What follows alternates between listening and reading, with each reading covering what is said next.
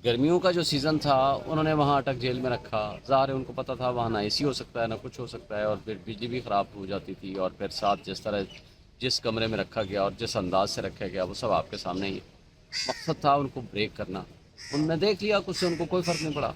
और दूसरा, यहाँ इकट्ठे होने का ये भी एक ट्रैप हो सकता है ताकि शाह महमूद कुरैशी भी वहाँ है, ये भी वहाँ होगा, और उसके लिए जेल ट्रायल शुरू किया जाए ताकि साइफर केस में उनको सज़ा दी जा सके। आजकल पाकिस्तान तहरीक इंसाफ के जो लायर टीम है उनमें बड़ी गद्दारी की आवाज़ें उछाली जा रही हैं, एक दूसरे को गद्दारी का सीधे इल्ज़ाम तो नहीं है लेकिन बातों बातों में तो एक दूसरे को गद्दार और इस तरह का कहा जा रहा है। ये सारी बातें गलत हैं। एक शख्स ने, एक बंदे ने ऐसी बातें की थी और उसने फिर माजरत कर ली थी, माफ़ी मांग ली थी, और वो अपनी ट्वीट भी डिलीट कर दी थी। तो मेरा ख्याल है कि ऐसी कोई बातें नहीं आपका हैं। इशारा शेर अफजल मरवत साहब की जानिब। जी, उसने एक दफ़ा ट्वीट की थी और उसको फिर बाद में डिलीट कर दिया। क्या वजह है? उन्होंने वो तो ऐसी बार बात बार क्यों- करते रहते हैं ऐसी कि बात क्यों हमारे ऐसी की? हमारे आपके सेटअप में अभी भी चीज़ें हैं जो हमें आगे नहीं बढ़ने दे रही हैं। जिस तरह मैं चाहता हूँ उस तरह से कानूनी पहलों को आगे नहीं बढ़ाया जा रहा।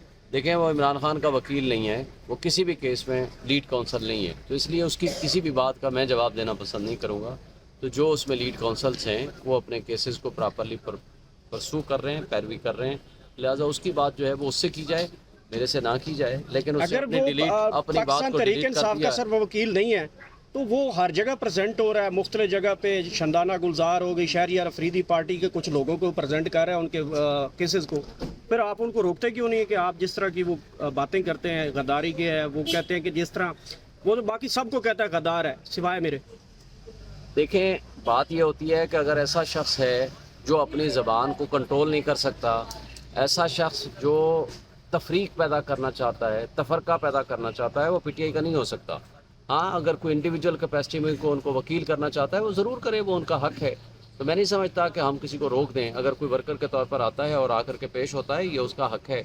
लेकिन ये कहना कि इमरान खान का वो लीड काउंसिल किसी भी केस में नहीं है, लेकिन शुएब लिहाजा इस बारे में मेरे से सवाल न करें। नेक्स्ट नहीं, एक मिनट शुएब शाहीन साहब, वो इस वक्त मुख्तलिफ चैनल्स पर पाकिस्तान तहरीक इंसाफ के चेयरमैन के वकील के तौर पर रिप्रेजेंट खुद को करते हैं, तो इस हवाले से क्या ये नुकसान नहीं होगा? क्योंकि आप कह रहे हैं कि उनका ऐसा कोई ताल्लुक नहीं है, या फिर तो पीटीआई को इससे नुकसान नहीं होगा बकौल आपके कि वही उनसे ताल्लुक नहीं है आपका? सर इसी के देखें, साथ लिंक कर लीजिएगा, अगर वो जाते हैं तो क्या आप लीगल टीम उसके खिलाफ नहीं जाना चाहेंगे कि जब वो वकील ही नहीं है आपका? जवाब सुन लेना, आपको सारी बातों का जवाब मिल जाएगा। सबसे पहली बात यह है कि कल नोटिफिकेशन हो गया है कि कौन पीटीआई का तर्जमान है और कौन नहीं है। तो लिहाजा तर्जमान के बगैर कोई भी शख्स, कोई भी वर्कर उठ के कोई भी बात अगर करता है तो वो उसकी ज़ाती राय तस्वर होगी।